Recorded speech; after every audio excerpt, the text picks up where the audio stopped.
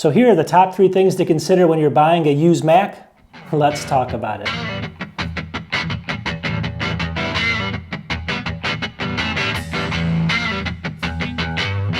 All right, welcome back to the channel. So if you're thinking about buying like a used MacBook, a used Mac Mini, a used iMac, or anything used with Apple, these are going to be the top 3 things you have to consider before you actually make that purchase.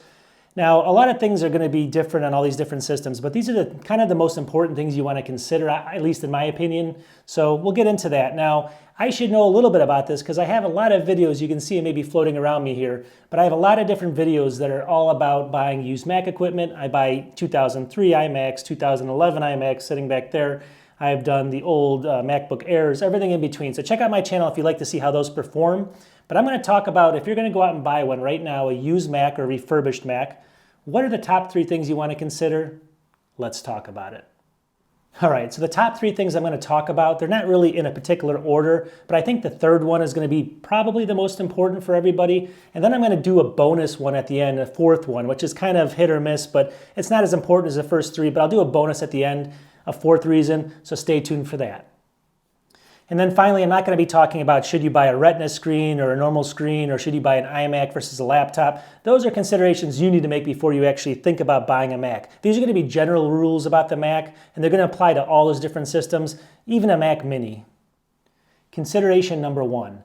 Do not buy any type of Mac unless you have at least 8 gigs of RAM on it. So 4 gig, no. 2 gig, no. Some of the earlier MacBook Airs came with 2 gigs, 4 gigs. You can't upgrade those, so those are a big problem.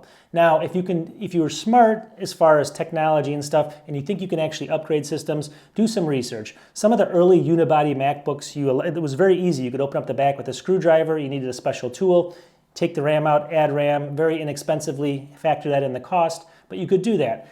Over here, iMacs. The newest ones you can't do that with, obviously, but if you're talking about used equipment, you're probably talking about a 27-inch iMac, which you can actually easily add RAM to because there's a back slot. Now, a 21.5-inch, you have to take the screen off. You have to reseal it. It's a very difficult kind of fix. So you got to know what you're doing. So always buy computers that have at least, or old Macs that have at least 8 gigs of RAM now, because otherwise, first of all, they're not going to last that long, even if they could get by barely. But you just need that with modern applications. As the OSs keep getting more and more advanced, they're not changing that much, but they are becoming more and more, reliant on RAM. So you want to get at least 8 gigs of RAM, and that's that's number 1. But just keep in mind, like, if you know what you're doing, do the research, look up. I always say go to iFixit, look at the details in there, and just see what they're doing, and then figure out if you can do it that way. iFixit's a good resource. I'm not affiliated with them, but you can see exactly what it entails, and do you really feel comfortable doing it? Otherwise, don't buy it. Get one with 8 gigs to start, and you're going to be better off. All right, number 2, never buy a Mac. And again, this can be a MacBook, a Mac Mini, an iMac. Just don't buy it without an SSD. So let me explain. A lot of the earlier Macs, including the 21.5-inch iMacs and all those type of systems, a lot of them shipped with just normal, they call them HDD, hard drive, spinning hard drive.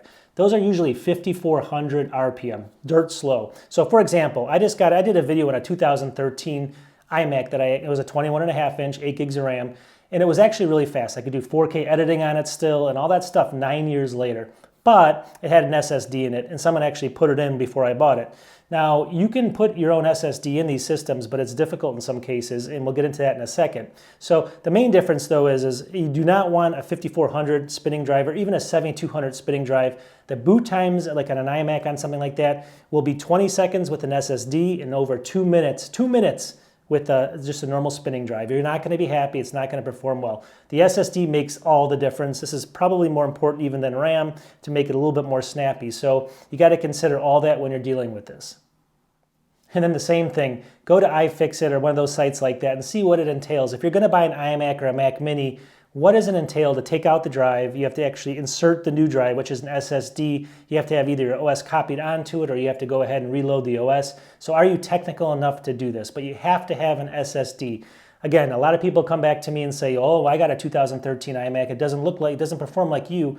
Well, I look at it and I say, well, do you have an SSD? They're like, no. I'm like, well, there you go. So that's the main problem here. Now, I did a lot of videos on this. You can check my channel out. You can actually boot off external SSD drives. So for any MacBook or iMac or Mac Mini or whatever you have, you can actually plug in a cord to an external hard drive and boot off of that, put the OS on that external drive and boot from that. You have to have the drive sitting next to it at all times. iMacs are not a problem, but a MacBook wouldn't be the funnest. But it'll boot super quick without even opening up the system. So you can do that. Check out my channel on how to boot from an external drive as well if you can't figure out to do it. But SSDs are so important. Don't skip them or you're just not going to be happy at all, trust me.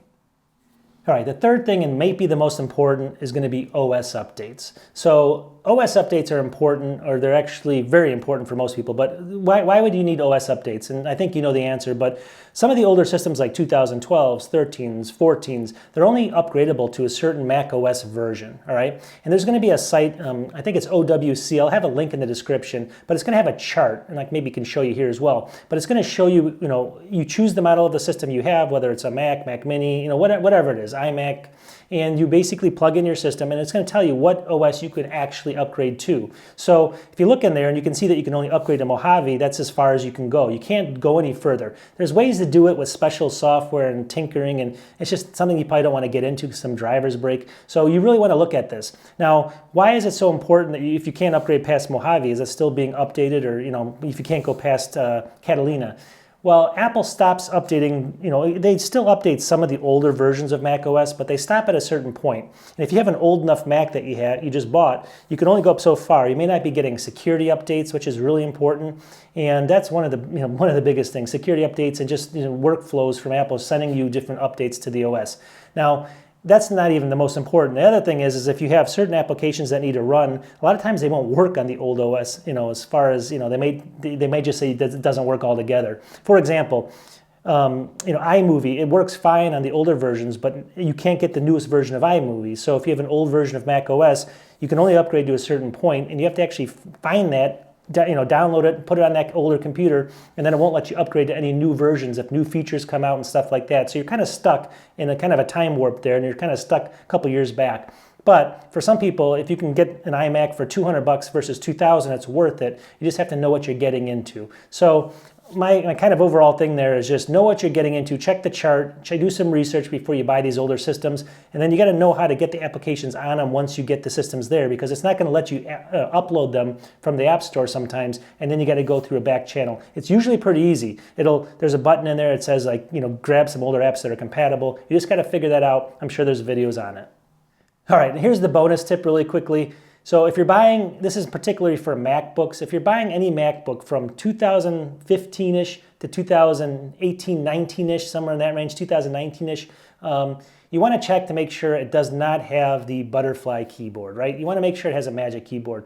Almost all those have the butterfly keyboard. Now, the reason I didn't put this as one of the main things is because it's only one specific model of a Mac. It's a MacBook because it has the keyboard installed onto the system, and if it breaks, it can be very expensive. But not only that, it's going to be more just, a lot of these systems you buy and there's not going to be warranties, that good of a warranty on a used system, and then the keyboard goes, and then you're going to be paying hundreds and hundreds of dollars to fix the keyboard. So there's a lot of people that have very good success with them and they have never had a problem, and there's a ton of people that have had problems. So I just want to make you aware that if you look and it's a butterfly keyboard, you want to, if you get a system, you get it for really cheap, test all the keys, make sure everything's make sure everything's working really good, and then you're kind of just on, it's a crapshoot basically. You're going to be, you have to just take a chance on it, and for the money that you're spending versus what it would cost normally new and all that kind of stuff, take a chance, but that's what you're going to be doing with the butterfly. You want the Magic Keyboard on the newer systems like the M1 MacBook Air here, but obviously the whole key here is buying a used system that's cheap, so you always can't win there. All right, anyways, thanks for watching my channel. I hope you guys like these kind of videos, and I hope we can discuss more topics like this in the future. If you guys can subscribe and help me grow the channel. I make hundreds and hundreds of videos on Apple products, I think 400 or 500 now. So check out my channel, check out how to do the boot off an external drive. I have tips, tricks, reviews, hardware, software, including this cool thing that's built into my iMac over here. It's a hub. Check all my videos out, and we'll talk to you soon. Peace.